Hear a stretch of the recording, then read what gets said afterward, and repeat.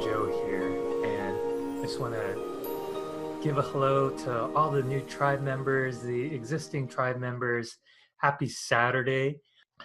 So I want to talk today. I was inspired to talk today about the 3 stages of psychic development and the pitfalls to avoid along the way.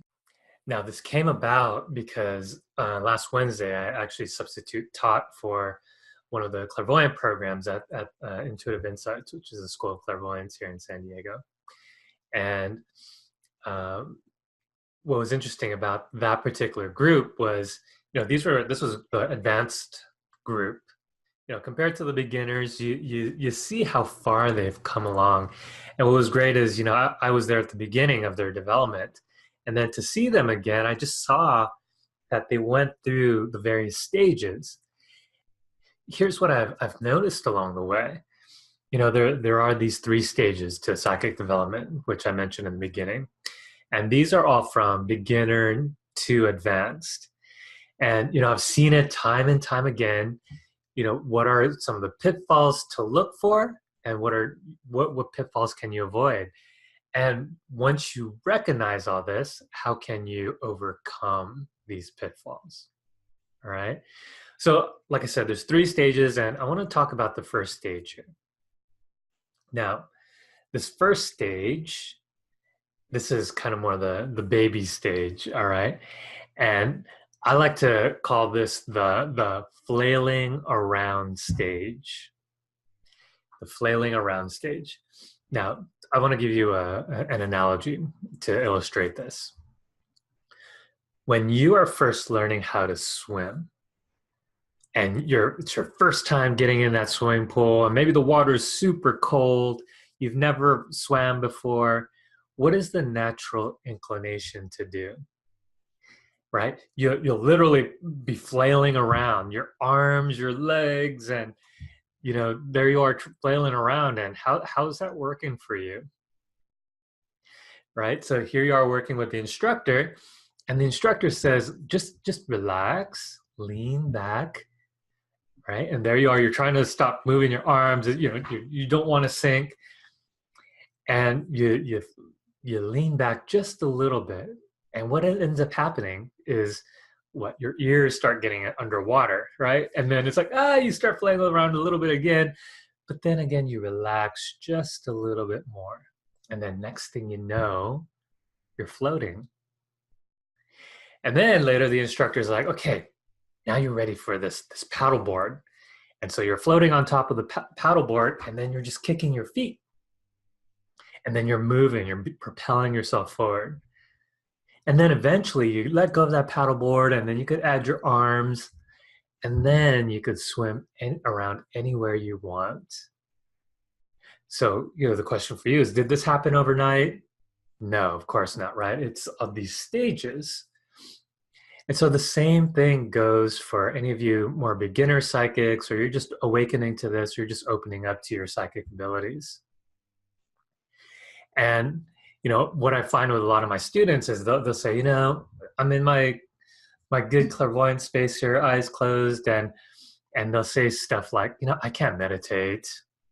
This isn't working. I can't see anything. I don't know if I'm doing this right. Right? And even though their arms and legs aren't flailing around, what ends up happening is they're actually flailing around in their meditation space. Right? So they're thinking too much. And what people, especially beginner students, need to understand, this work, the psychic stuff, this healing stuff, this work is not about thinking about it more. All right, I'll say that again. This work is not about thinking more. This work is more about being, more about allowing, being present. All right, so there's very much a spiritual aspect to this. So these students, and I teach this psychic accelerator program here on my end, part of my coaching program here.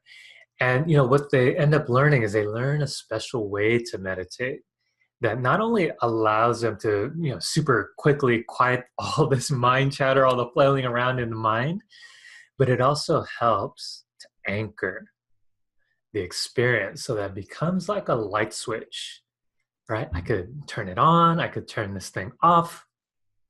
And I know for a fact that a lot of you, even though you're not quite beginners, sometimes it's just too much chatter that happens just naturally, right? So that on-off switch or this flailing around, having control over that, and more from a place of choice so that you're not thinking too much. That is the key to this stage here.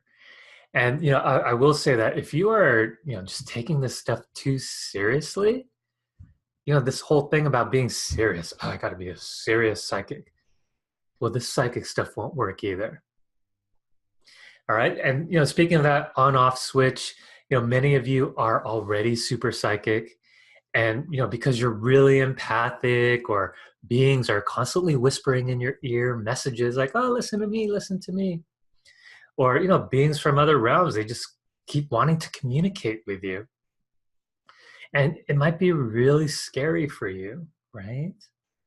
And so this is another reason for, the whole flailing around stage. It's not just the thinking about it piece or the overthinking.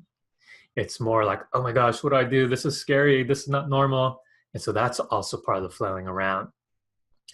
And this is this particular stage, just flailing around stage, where I find most people who do reach out to me, this is where they're at. They're at this stage, at this flailing around stage. And many of you, will say to me like, oh my gosh, I've been like this for so long that, this is where many of you decide like enough is enough. And beyond all this flailing around, I really feel like I have a calling. I need to figure out what to do with all this natural psychic energy, and I need to work on this now. So even that, right, this whole element of time, oh, I got to do this now. Well, that just adds to the flailing around. So anyway, that's the flailing around stage. And once people start, like if we go back to that swimming analogy, once people start to calm down a bit, get their ahas, then I notice they get to this next stage. Now this next stage, the second stage, I'm going to call this the bright, shiny flashlight stage. So again, by this stage, you've stopped playing around a bit and you get this wonderful first aha. And it might come from your meditation. It might be a message from source. It might be a message from some spirit guide of yours that's been wanting to tell you this and how to be, and and just feels good. And when things feel good, many of you are natural healers, and I could almost postulate that just about everyone of us are just natural healers, and we want to help people and help everybody. And, when we figure something out, it's like, oh my gosh, I got to go and share this. I want to heal everybody now, because if this worked for me, then it must work for everybody else. So here's how it plays. Here's how that really plays out at this stage. So you have this great aha, this great healing, and you want to share this, especially with your immediate friends, family, coworkers. And, your friends, family, coworkers, they are where you were, right? So they might be stuck. They might be, wanting some message from source. They might, just, you don't want to see them in pain. And so here you are, you're giving like this advice. It's like, oh my gosh, why don't you think this way? Why don't you see it this way? And, you have your aha, but you have to remember your friends, your family are there.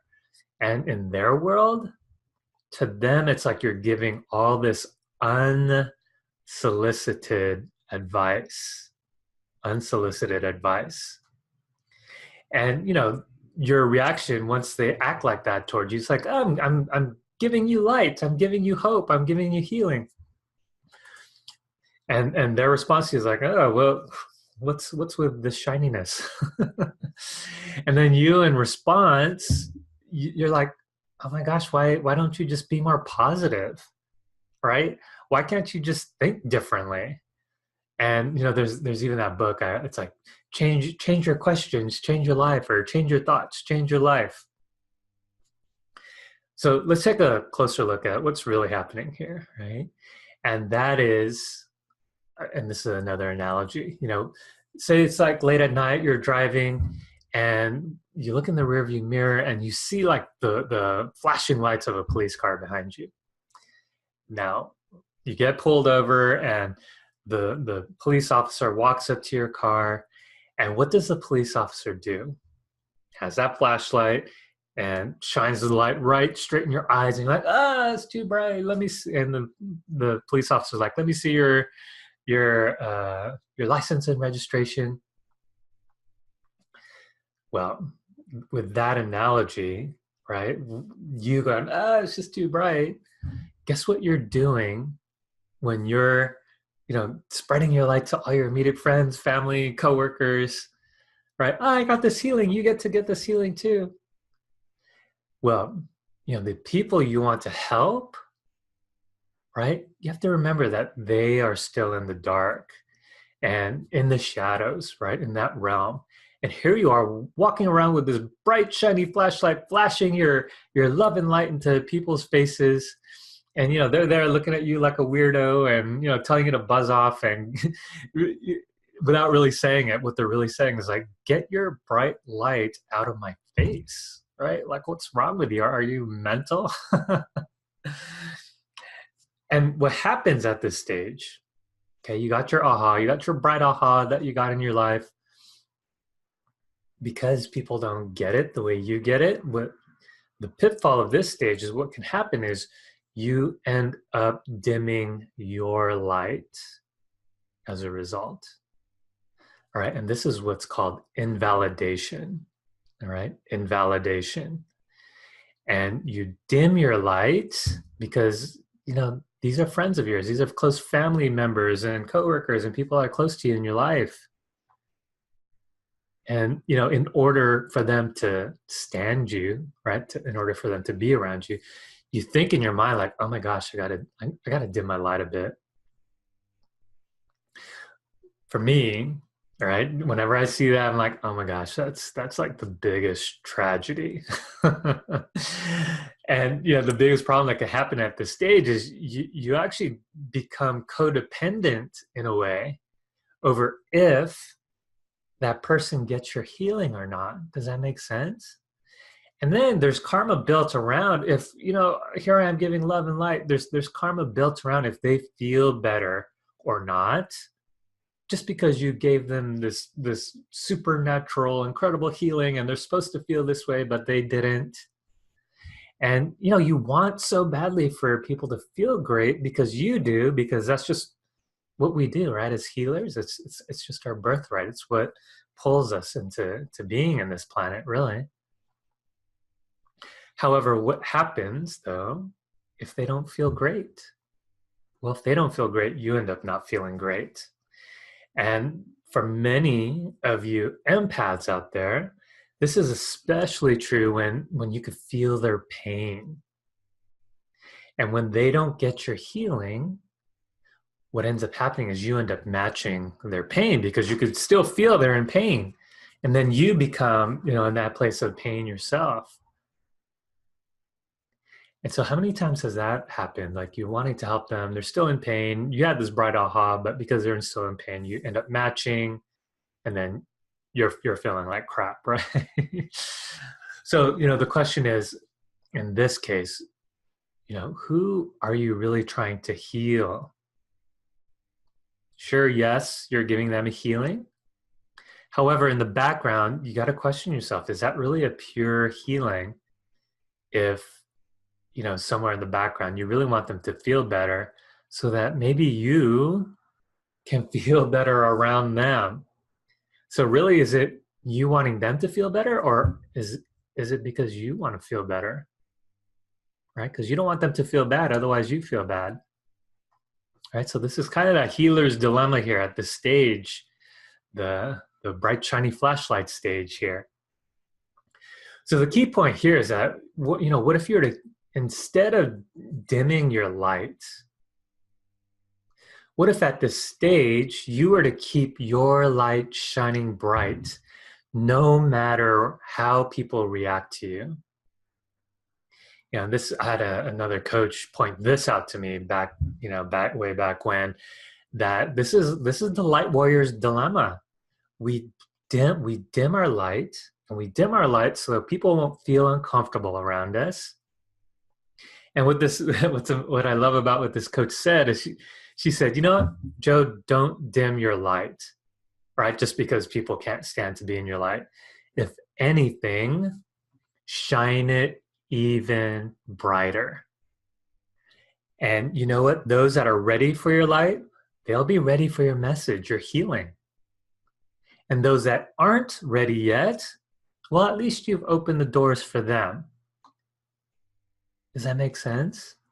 So don't dim your light. If anything, dim your light brighter. The ones that are ready will accept your healing. The ones that aren't ready yet, they'll come around sometime in their own time, in their own way, whenever they are ready. All right. And so, we've covered the first two stages, the flailing around stage, the bright, shiny light stage.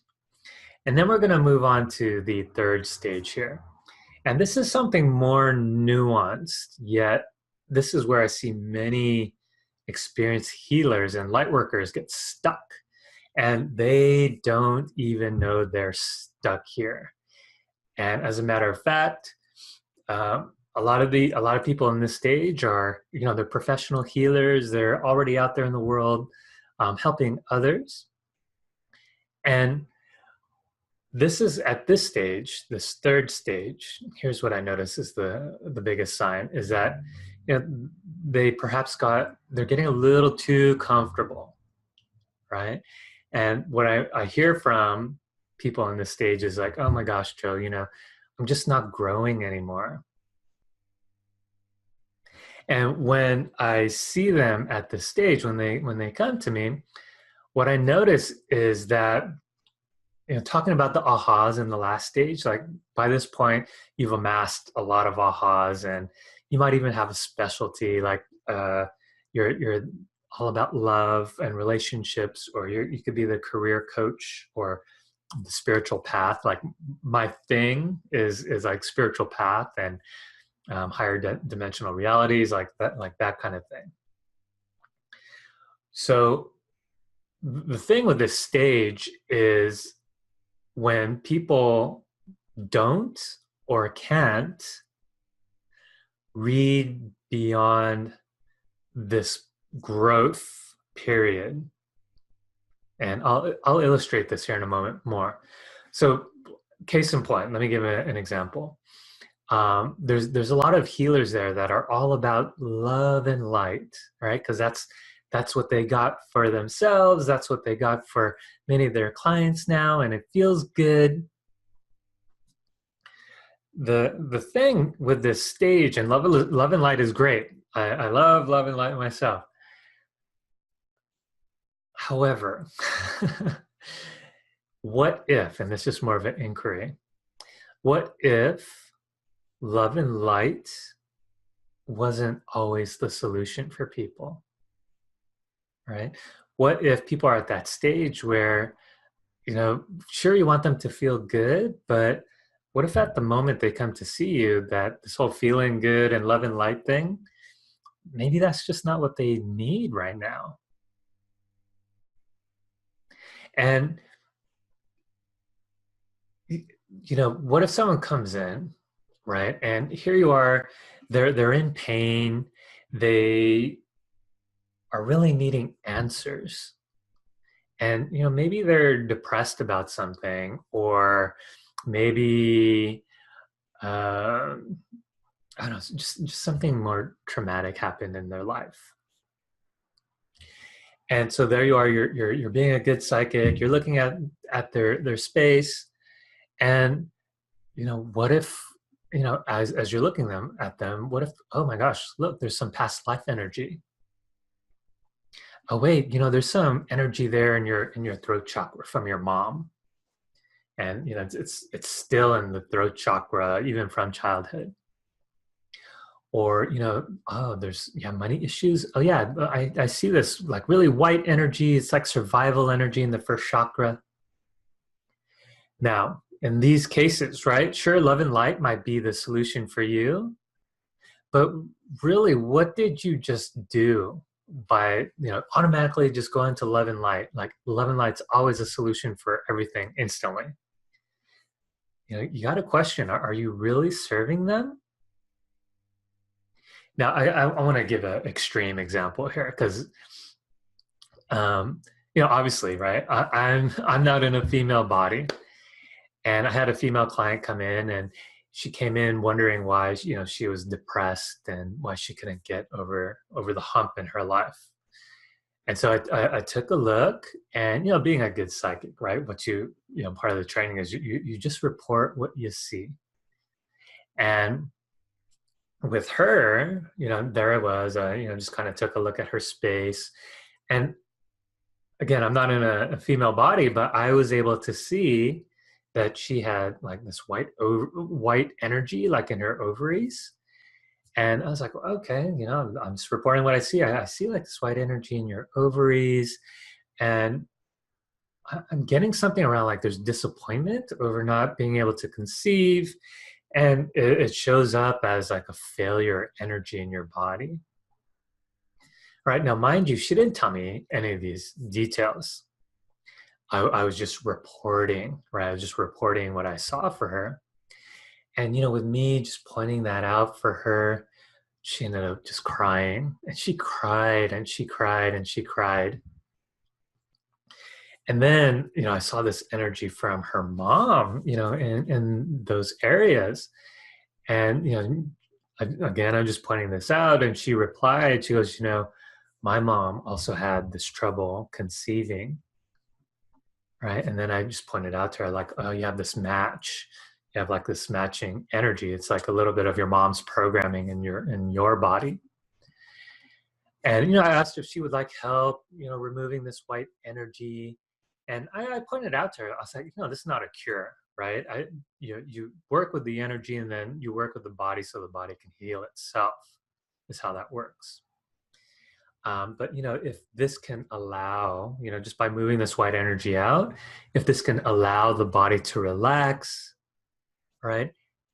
Perhaps, therefore, you have a better chance of conceiving. And, whenever you give a healing to someone, there's always an agreement between you and the healer. And she said yes, right? And so, like I said, I wasn't promising a cure. I wasn't promising that she would be able to conceive, and I actually don't know what happened because I only saw her once. However, in that moment is like one of the first times she was able to just relax, to become more accepting of her situation. And, imagine, what if I just came at her with, and remember, she came in, this is before we uncovered this whole, she can't conceive. And she's coming in. She said, Joe, I feel depressed. Well, imagine if she came in and you just like, oh, love and light. Here's some love and light to get over your depression. Guess what? You would have completely missed getting to the root of the core energy. All right. So here's the point of my story, and hopefully I'm really illustrating this as best I can here. Be conscious at this stage, and this is the love and light stage here, of, is it your solution in your world, right? And while your solution in your world is great and it's worked for many, many people, does it always work in everyone else's world, right? So, be conscious of this stage that, if you're automatically going to your default, and it might not just be love and light, right? It could be some other great way that you love to heal or work with people. Just be mindful that, of not getting to the real root of the issue of whatever they've come in for the healing on or reading, because you can actually end up doing them a disservice, right? And, what I find here is, if people don't get it, right? They don't get your love and light. Unlike where you know, in the previous stage, it's where you might get invalidated. And you might fall here at this stage because they're not getting you, they're not getting your healing. What I find a lot of healers here at this stage end up doing is that they fall into the trap of invalidating others, right? So instead of you getting invalidating, it's like, you're invalidating others.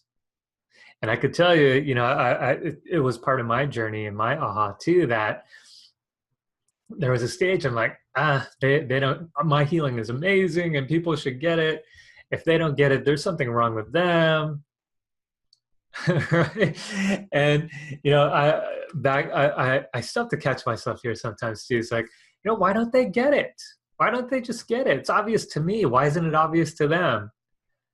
And then I realize, oops, okay, let me take a step back. I forget that they haven't been through all the training and life experience I have. And, you know, they'll get it how they get it and in their own time. Okay, I'll say that again, in their own time. Now, for those of you that, you know, you want to make money off of being a healer and psychic and be successful off of, you know, doing this work of a light warrior, of a light worker for a living, you know, this really is a critical step at this particular stage, because it really is a new level of validation. And, you know, while you want your specialty, it's great, just be mindful. You don't want to limit the scope of what you can provide by automatically just going to, oh yeah, here's the default solution, but you forget to get down to the deep core of why people came into you.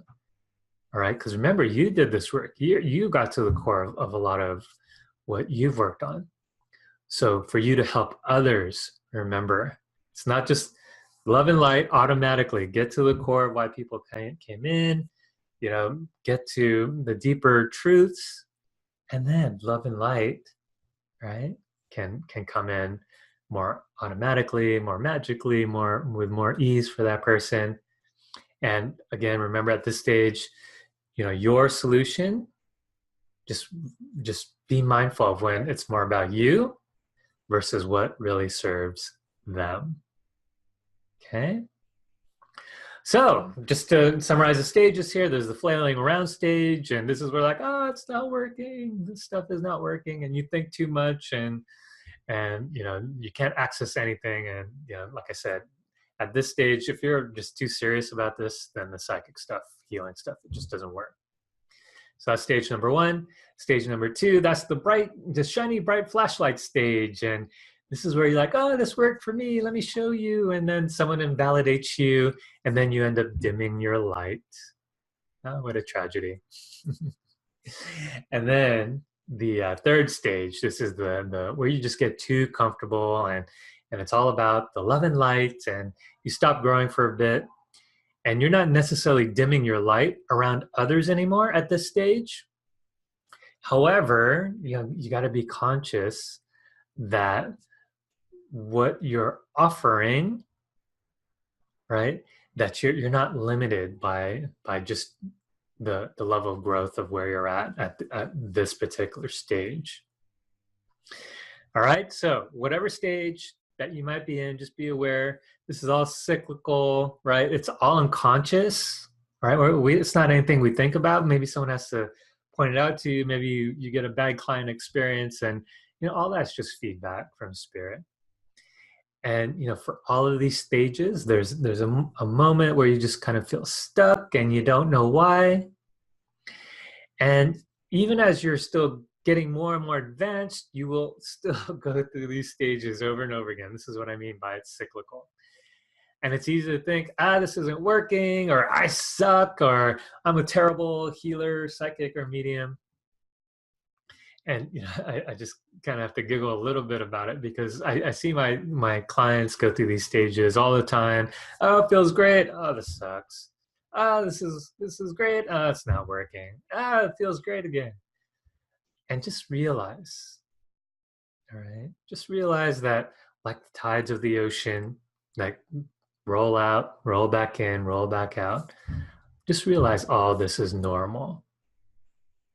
All right. And with this ocean analogy, right? Imagine just trying to use all your psychic power to get the waves of the ocean from coming in, or you're using all your psychic power to be like, no, I don't like how that wave came in. I want the wave to come in this way instead. It just doesn't work like that. All right. So going back, and to expand on this ocean analogy a little bit more, some of you are either too afraid to get in the water, or you've just been flailing around for so long with this opening up, or just getting over to this particular stage of development that you're at. And if this is you, right, don't stay stuck. Don't stay stuck. You're what ends up happening is you're really just delaying really maximizing your potential, and you're not allowing your light to shine, and you're not really being who you were meant to be in this lifetime. And so it's for this reason that I put this group together. It's for this reason that I put my psychic accelerator program together. And speaking of the program itself, it's definitely not for the faint of heart. Okay, it is pretty intense, and you go from, rather than flailing around, right, trying to for years to figure this out, the program itself helps you so that in 8 weeks or less, not only do you overcome your challenges, it also helps you to get over the humps and pitfalls of these 3 stages that I just shared with you. And if this calls to you at all, right? And like I said, there's no reason to stay stuck if you're in one of these 3 stages. If it calls to you and you want help, you want assistance getting over these 3 stages, I invite you to just check out my website. It's trueinsights.net. And there you could schedule a breakthrough call, right? To see if this kind of training would be a fit for you or not. And for those of you that you do get on the call with me, whether we decide to work together or not, just rest assured that when we get on this 45-minute call together, you'll get the one-on-one attention, and you will get a breakthrough where you at least gain clarity, you gain insights, and you gain inspiration regardless. All right? And even if getting on a free breakthrough call doesn't call to you at this time, I'd like to end this message with this. All right? And that is, never dim your light. All right? No matter what stage you're in, if anything, as I mentioned earlier on this talk, if anything, never dim your light, shine your light even brighter, right? And those that are ready for your light, then they're ready, right? And those that aren't, they'll be ready for you later. And for some people, maybe they're just never going to be ready, all right? And maybe it's just meant to be, and that's okay too. So never dim your light. Keep that light shining bright. So with that, I'd love to hear your comments, your own ahas about what you heard in this channeled message for the day. And let me know if you'd like for me to address something else. You could PM me, comment, or if you want to reach out to me more directly, you could just visit my website, trueinsights.net. It's in the description of the group, in the group description, and you could just reach out to me there. All right. With that, hope you enjoyed this message. Have a blessed day and have a blessed weekend. Bye.